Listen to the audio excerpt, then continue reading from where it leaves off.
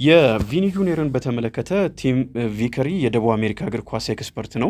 ከስካይ ስፖርት ጋር በነበረው ቆይታ የተለያዩ ነጥቦችን አንስተዋል። በተለይም ደግሞ ከኪሊያን ኤምባፔ ጋር ያለውን ውዝግብ በተመለከተ ብዙዎች የቪኒ ጉዳይ ከገንዘብ ጋር ብቻ የተያያዘ አድርገው ይስሉታል። ነገር ግን እግር ኳሳዊ ምክንያቶችም አሉት የሚለውን ለማሳየት ነው የሞክረው። ከኪሊያን ኤምባፔ ጋር ያለው ግንኙነት የኢጎ ብቻ አይደለም፣ ወይም ደግሞ ቁጥር አንድ በቡድን ውስጥ የመሆን ፍላጎት ብቻ አይደለም። ከዛም የዘለለ እግር ኳሳዊ ምክንያትም ያለው ነው ይላል። በተለይም ደግሞ ቤንዜማ ከቡድኑ ለቆ ወደ ሳውዲ አረቢያ ካመራ በኋላ የቀድሞ አሰልጣኝ አንቼሎቲ ቪኒን ጎል ይበልጥ የሚያስቆጥር አድርገውት ነበረ። ወደ ተቃራኒ ሳጥን የሚጠጋ ሙከራዎችን በተደጋጋሚ የሚያደርግ ጎሎችን የሚያስቆጥር ተጫዋች አድርገውት ነበረም።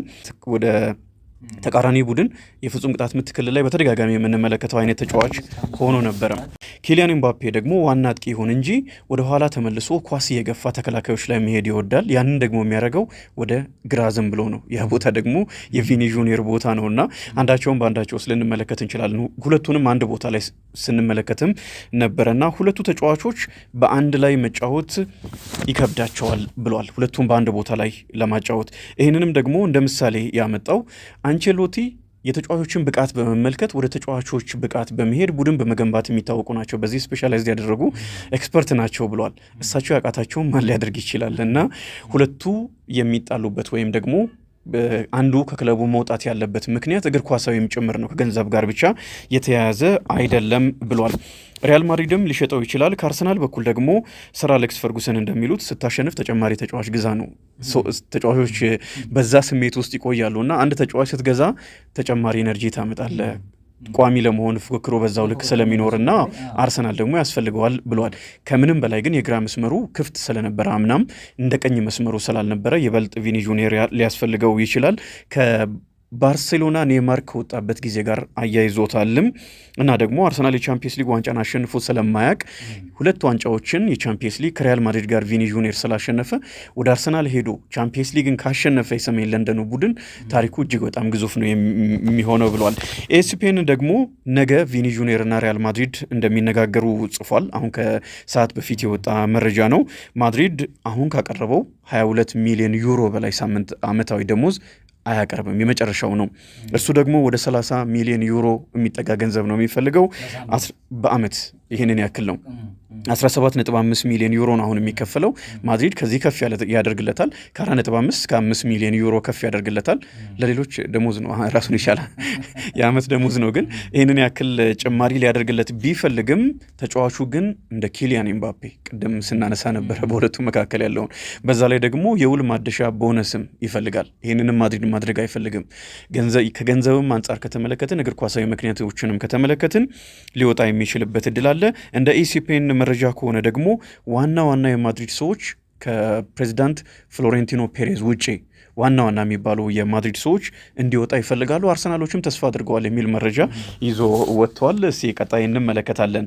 በአርሰናል የመጀመሪያ ቀጥተኛ ጥያቄ አቅርቦ ውድቅ ተደርጎበታል የሚል መረጃ ትናንትና በተለይ በስካይ ስፖርትም ሌሎችም ትልልቅ መገናኛ ብዙሃን ይዘው ወጥተው ነበረ።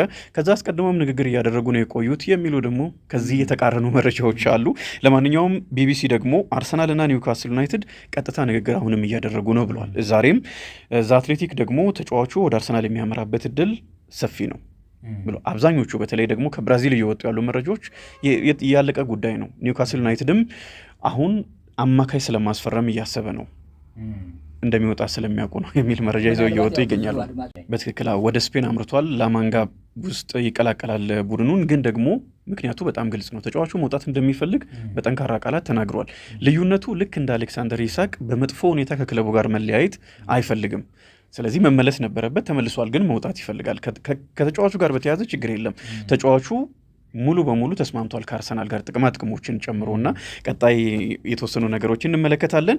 ኖርጋርድ በኤቨርተን የጤና ምርመራ እንዲያደርግም አርሰናል ፈቅዷል። የቀድሞ የአርሰናል አሰልጣኝ አርሰን ቬንገር የፊፋ የዓለም አቀፍ የእግር ኳስ ልማት ኃላፊ እንደሆኑ ይታወቃል። ሰሞኑን የፊፋ ፕሬዚዳንት ጂያኒ ኢንፋንቲኖ የዓለም ዋንጫን የተወሰነ ድርሻ ለግል ባለሀብቶች መሸጥ የሚል እቅድ አምጥተው ብዙ ተቃውሞ ተነስቷል። በተለይም ደግሞ ከአውሮፓ እግር ኳስ ማህበራት ህብረት ዩኤፋ እና ሌሎችም ተቀላቅለዋል። የሰሜንና መካከለኛው አሜሪካም የኤዥያም እንደዚህ የእግር ኳስን የሚመሩ አካላት ተቀላቅለዋል። ይሄንን ተቃውሞ ከፍ ያለ ተቃውሞ ሲነሳባቸው ውድቅ አድርገውታል። እቅዱ በስራ ላይ አይደለም የሚገኘው ወይም ወደ ስራ ይገባል ተብሎ አይጠበቅምና አርሰን ቬንገር አብረው እየሰሩ እንዴት ዝም ይላሉ በሚል ሲተቹ ነበረ። በተለይም ደግሞ የዘ ቴሌግራፉ ሳምዲን ጠንካራ ትችት ነበር ያቀረበባቸው ሌሎችም መገናኛ ብዙሃንና ዛሬ እሳቸው ምላሽ ሰጥተዋል። በፊፋ ውድድሮች ላይ የግል ኢንቨስትመንት ለማስገባት ታቅዶ የነበረውን አወዛጋቢ የኢንፋንቲኖ እቅድ መሰረዝ ፍጹም አስፈላጊ ካሉት በኋላ በሂደቱ ውስጥ አለመሳተፋቸውንና መረጃውን በመገናኛ ብዙሃን በኩል መስማታቸውን አስታውቀዋል። ጥያቄ ውስጥ የማይገባ ነው ብለዋል መቅረቱ። ምክንያቱም ፊፋ ይህንን ካደረገ በኋላ ግልጽነትና ታማኝነት የታከለበት መልስ ሊሰጠን ይገባል። እዚህ ውስጥ እኔም አልተሳተፍኩም። በአጠቃላይ ፊፋ እግር ኳሳችንን በቁርጠኝነት በግልጽነትና በታማኝነት የሚያገለግል ገለልተኛ መሆን እንዳለበት ጽኑ እምነት አለኝ ብለው ገልጸውታል። 211 የፊፋ አባላት ይሄ እቅድ ቢጸድቅ ኖሮ 30 ሚሊዮን ፓውንድ እያንዳንዳቸው ያገኙ ነበረ። አፍሪካውያን እንደሚደግፉት በጣም ግልጽ ነው። ምክንያቱም አሁን ጂያኒ ኢንፋንቲኖ እያደረጉ ያሉት በቀጣይ 64 ሀገራት እንዲሳተፉ ነው።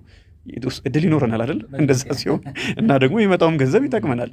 ሌላኛው የአውሮፓውያኑ ጫና ይመስለኛል እኔ አብዛኛው ነገር እና ከዚህ ጋር ብቻ የተያያዘ አይደለም። ሌሎችም ብዙ ምክንያቶች ስላሉ ውድድሩ መስፋቱን ራሱ ስለሚቃወሙ ከዛ ጋር የተያያዘ ጉዳይ ነው ይመስለኝ። ሌላኛው የእንግሊዝ ፕሪሚየር ሊግ የውድድር ዓመት ቀጣይ በርካታ አዳዲስ አሰልጣኞች ክለቦችን ይመራሉ። 9 አሰልጣኞች። ይሄ በታሪክ ለመጀመሪያ ጊዜ የሚሆን ነው። አስቀድሞ 2016-17 8 አሰልጣኞች ነበሩ በአዲስ መልክ ቡድን ይዘው የጀመሩት። ሲቲ፣ ቼልሲ፣ ሊቨርፑል ሌሎችም በአዳዲስ አሰልጣኞች ይመራሉ።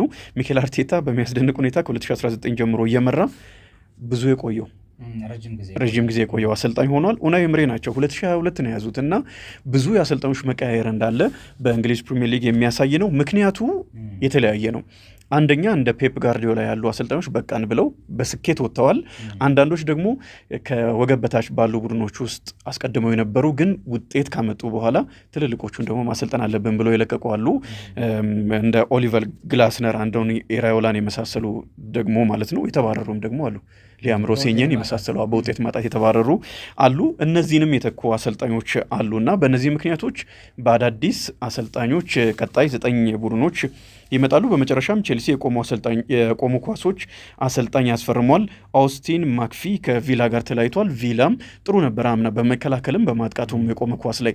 ቼልሲ ደግሞ ምርጥ ከሚባሉት መካከል ነበርና የበልጥ ጥንካሬን የቆሙ ኳሶች ላይ ያገኛል እና ደግሞ ሚሃይሎ ሞድሪክንም ከቅጣት መልስ አግኝተውታል። አልወሰንም ብለዋል ዛሬ ሻቢ አሎንሶ። በቀጣይ የሚወሰን ይሆናል የዚህ ተጫዋች ጉዳይ።